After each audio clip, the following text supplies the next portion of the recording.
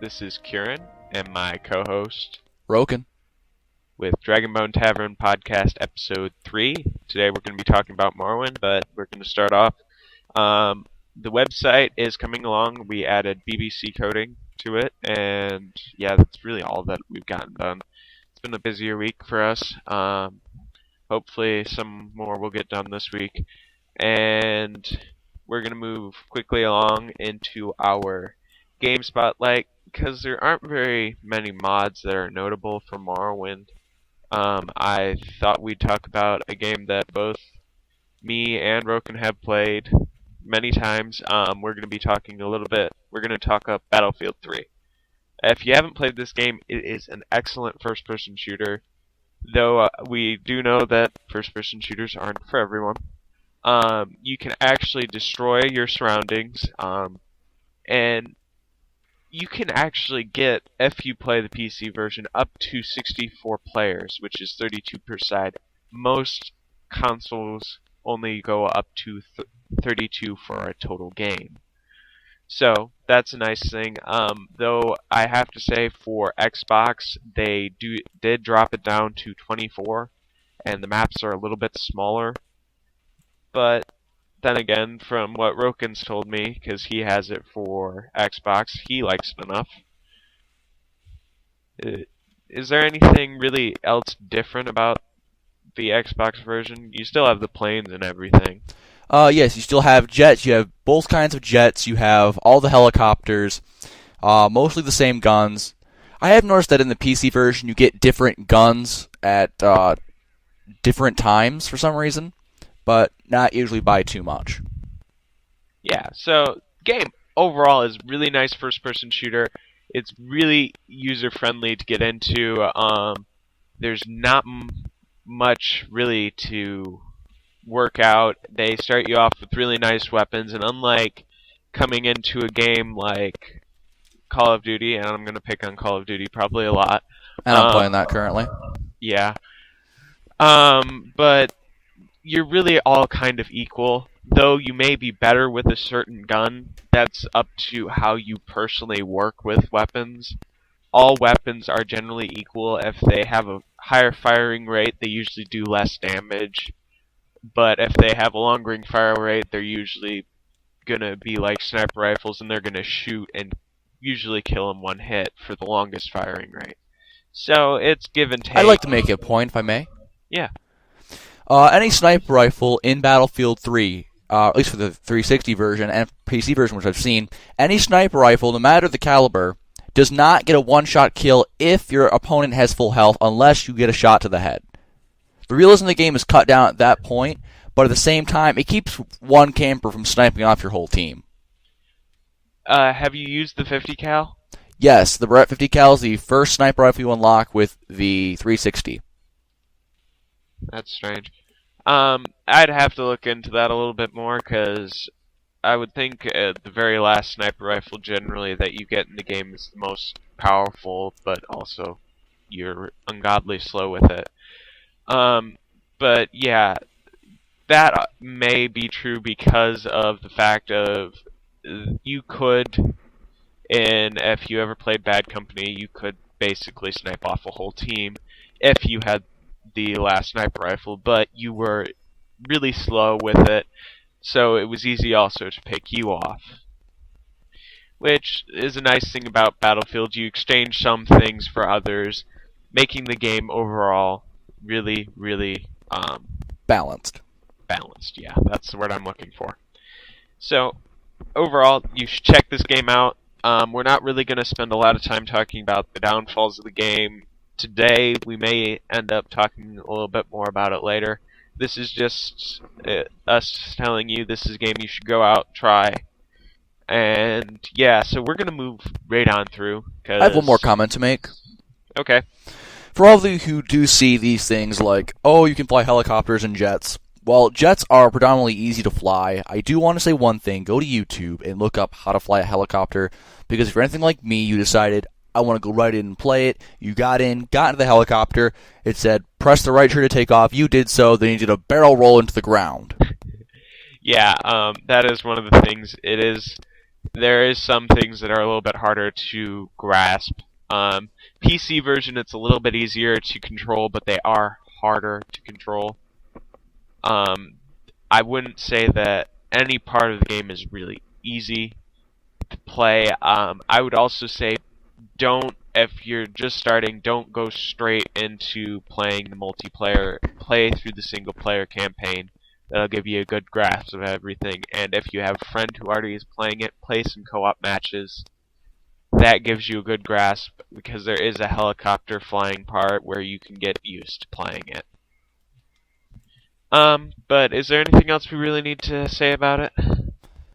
There's really not that much, no. We got pretty much everything covered. And we're going to move right on into Morrowind. Morrowind was the first big Bethesda game in a long time. It was created when Bethesda was just about to go bankrupt, and it pulled them from a company about to die to one of the leading RPG companies to this day. So, what made Morrowind so special back in the time? It was cutting-edge graphics, though now if you look at it today, it doesn't look anything like that, but it's been since 2002, and they had only 2 expansions out for Morrowind, Tribunal and Blood Moon. Both went over really well. Tribunal adding an extra city that you could go to, Blood Moon adding a whole nother island, and the Werewolf campaign string. So that added a lot of things. As for what the game is actually about, you are a prisoner that has been taken to the island of Vervindale and let go. I have a question. Yes. Why is it every game you start out playing or talking about, you're always in prison at the start? It's just a common theme in the Elder Scrolls games. I don't exactly know why they start you out, but it does generally give you an easy way to do your character creation because, especially in Morrowind, they ask you when you get off the boat, they ask you for all your information, allowing you an easy way to do it. It was just an easy way, I think, to get all of the character information and to allow you to do certain things in a controlled environment.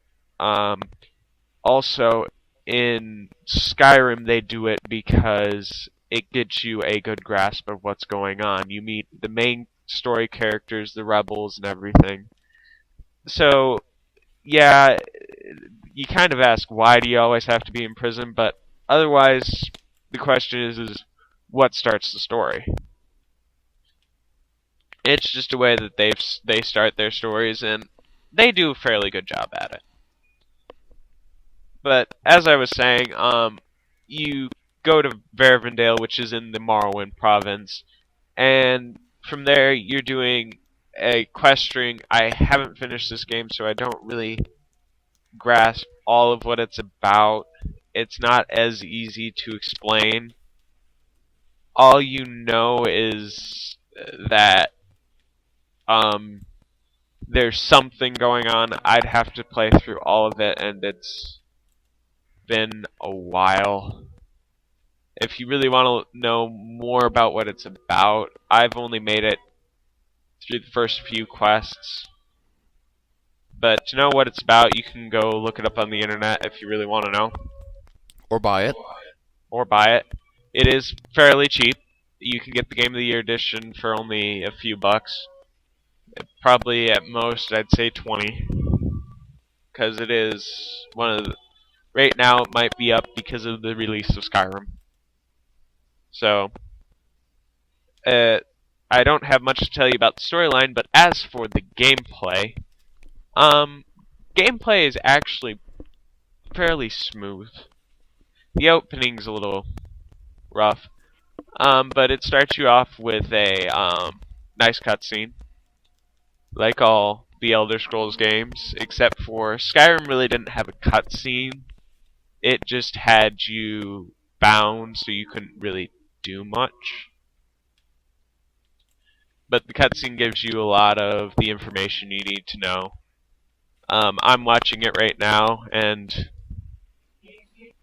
it gives you basically what I've already said about going to Vervindale.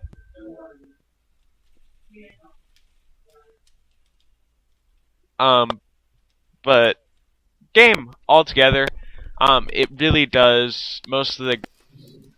There are a lot of similarities between that and Oblivion, because Oblivion really has the same mechanics, just updated graphics.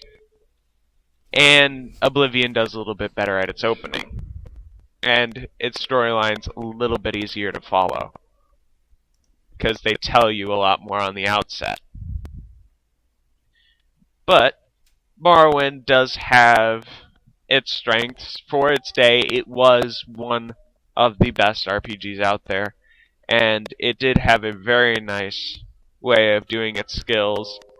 Though one of the really silly things that they did is you have your acrobatics, and the way to get up your acrobatics would be to constantly be jumping. So if you jumped everywhere, you'd have a high acrobatic skill and you wouldn't take very much fall damage. That was kind of a silly thing, but it's not really all that bad. And it was just them trying to think of something, I think, at the time. Because when you run, you get your athletics up. When you fight, you get this, that, or the other up. And they just really didn't know what to do with acrobatics. But as for the rest of the game, the worlds isn't actually really as large as Cyrodiil is in Oblivion, but it seems larger because of the fact that they don't really have the fast travel system that was in place in Oblivion. You have the Silt Striders and other things that can take you around, but you have to go there and you have to pay for them. So you find yourself walking a lot of places, which does do a nice thing is you do get a lot of experience for walking to the places. You're not missing out on a lot of the things that in Oblivion you'd end up not having and would kind of screw you over if you didn't walk anywhere. Because you really didn't have to walk most places in the beginning. So it's give and take. One of the major pitfalls of Morrowind in this day and age is that it is so old. A lot of the graphics are kind of outdated. They could look a bit better. And there isn't as much customization as there is in Oblivion and Skyrim. And a lot of the actual models, like for crates and things, are just cubes, and they're really simple. So overall, the game looks alright, even for the amount of time that's passed with it. But there are a lot of things that could have been better. I don't remember if they actually had any last updates to fix some of the funny looking things, but there were a lot of interesting little side quests in Morrowind. Morrowind had a lot of if you wanted basically love interests in the game, you could find that. And there were also some strange side quests, like there was one where you would just have this guy that basically fell out of the sky, and it would lead into a quest. I don't think I ever actually finished all of it, but there are also other little side quests, like eventually you find this ring, and if you take it to this guy and then talk to some other people, you end up getting money and stuff. I think most of what makes this game attractive is the fact that it's like most Elder Scrolls game, there's a lot to do. You really can do just about anything that you want, as long as you stick on the Vervindale continent. The big takeaway is that it is a little old. The quest could have been a little bit better. and the storytelling could have been better. Roken, what do you think from my first little spiel about what's going on? The game has a definitely has an intriguing storyline. The random quests make the game keeps you from getting too bored, and overall the game just seems like it'd be a great powerhouse of entertainment.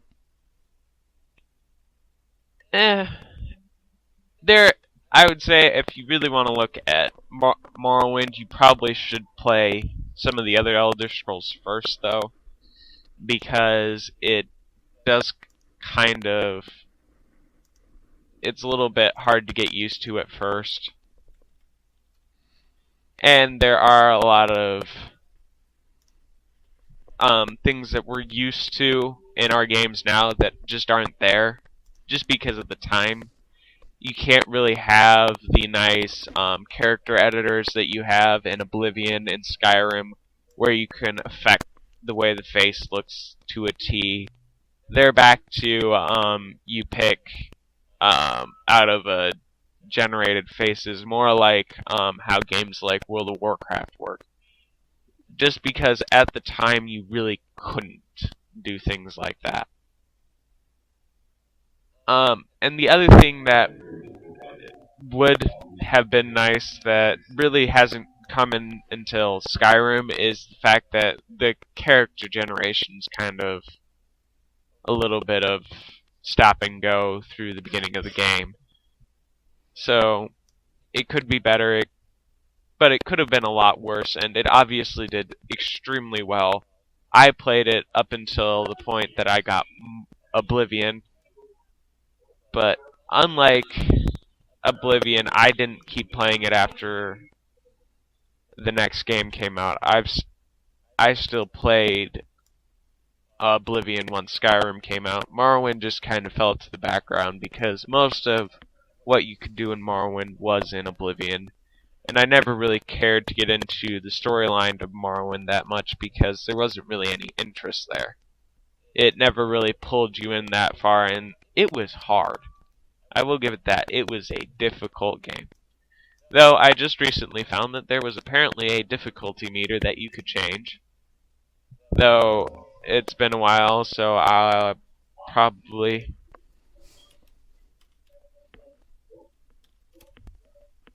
play through it a little bit and see what the actual ending was like. But the game is long. Like all of the Elder Scrolls games. It's got a lot of good characters in it. Though, again, the characters could have been better in the beginning. A lot of the things in the beginning are what really hurt Morrowind.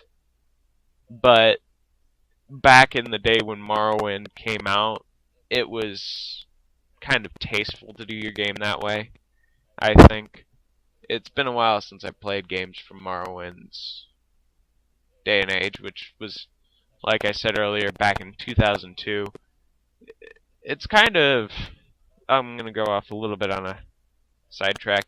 It's kind of interesting looking how games have changed, looking back at Morrowind, how they've changed from 2002 to just 2012, 10 years.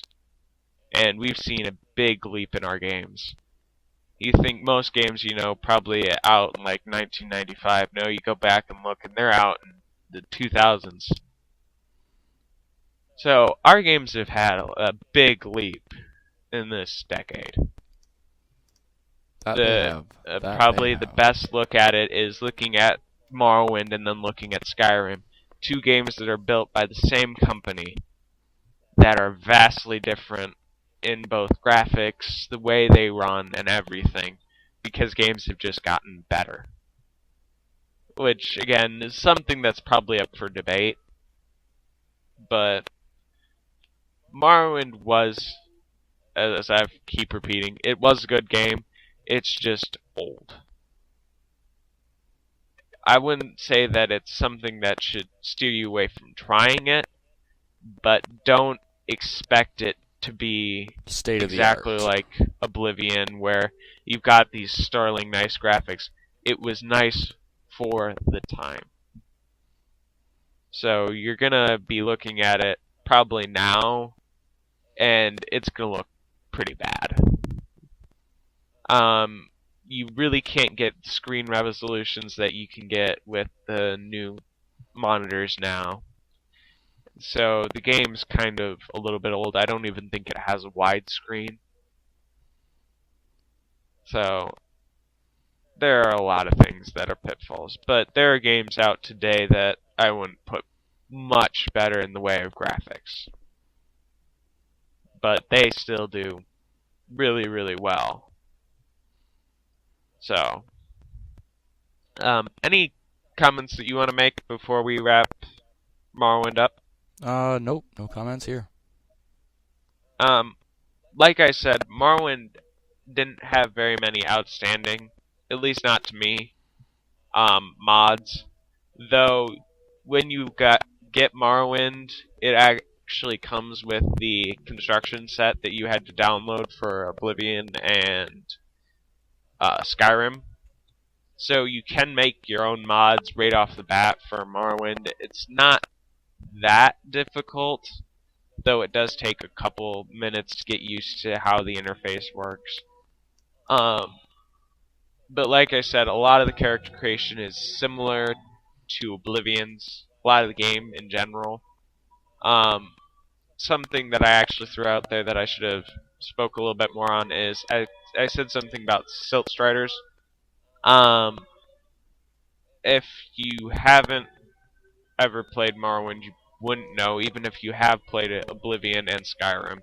Silt Striders were these bug-like things that work kind of like the caravans in Skyrim. They're just an easy fast travel mechanism that could take you from city to city. And they're not really all that amazing looking or anything, but I just thought I should mention what they actually are before I go on. But yeah, that basically wraps up Morrowind. Because, again, Morrowind, I did play a lot, but I didn't really get much into the storyline. I played through a lot of Solstium, which is the Blood Moon expansion pack with the Werewolves. And that, a lot of it, and things like that, you had to wait a few days, so you'd spend a couple days resting and doing things like that. Tribunal I played through a little bit of, where you actually go to the main city of Morrowind. I didn't get very far in that one. All I know was there's someone trying to kill you for some reason or another. Again, I played this a long time ago, last. But looking at it now, I probably will go back through it for a little bit. But there are a lot of little things that you can do, and a lot of little places that I never actually went to because I never cared to. But if you buy it, I highly suggest buying the Game of the Year. It comes with a map. All three. It comes with Morrowind and its 2 expansions, and it comes with a book on the little booklet that comes with it. You can also buy the strategy guide, though. Not really necessary in today's age, where you can just look it up on the internet. But some people like having a physical copy of the book. So yeah, I think that really goes over Morrowind a bit. There's not much really I can say totally indefinite since it's been a while. Other than the game's a little old looking. And the game was difficult because there are a lot of things that are hard to kill. It's not like most games here when you start off it gives you a nice easy walk into the game. This game starts out fairly hard. Though, as I said before, there's apparently a way to decrease its difficulty that I never knew about. So, yeah, that wraps that up, and we'll move right on into our game idea section. I don't really want to talk any more about the game that we're developing, and I don't really have any comments about any mechanics for anything else. Roken, do you have any ideas for games or game mechanics? For the game I've been working on for the past week since we put up our last podcast, I actually do have a couple things I can share now if you'd like. Yeah. Alright, long story short, I'm creating a game, and the game centers around a modern day theme. If you know me and my other games, and even my books, I center most things around medieval ages. I decided to go with a little bit of a spin this time. Long story short, your main character is very customizable, male, female, you can customize the look and everything. But the story's set in modern day New York City. I want to have all kinds of the New York famous buildings there too. Not a map by map layout, but you get my meaning. And the gist of the story is, you're a child who was abandoned. I'd say you're about maybe 13, 14, I want to put it. You were abandoned as an infant, and you grew up in an orphanage. However, you have certain powers that let you do things other people's might not be able to do, such as mind reading, teleportation, and what do you call that? Materialization. That's all I'm going to go into for right now. Okay, I'm gonna make a couple quick comments about that. Sure. As for the age that you were talking about, I might set that a little bit older, but again, The game goes through a time lapse. You only start out at that age for about 2 or 3 quests. A lot like Fable does. That's a little bit better if you time lapse it.